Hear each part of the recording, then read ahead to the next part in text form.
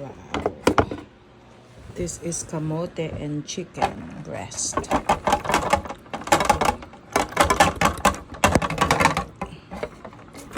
Oh shit.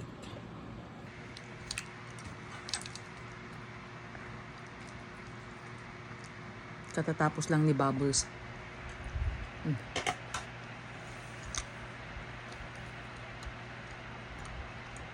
Mamaya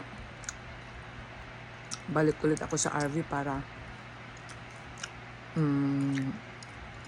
ilagay yung mga ibang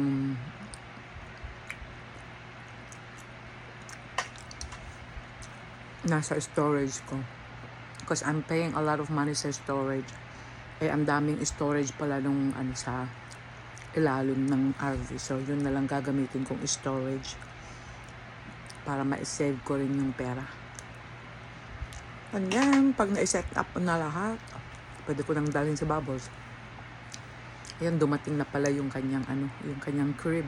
Pero pag dinala ko doon, hindi siya magkakalat-kalat. Hindi niya kakagatin kung ano-anong mga nandoon. Kasi usually ito, magulo. Kaya yung Bubbles, bubbly siya. So, ayun. Andun na i-deliver na yung kanyang crib, baby crib.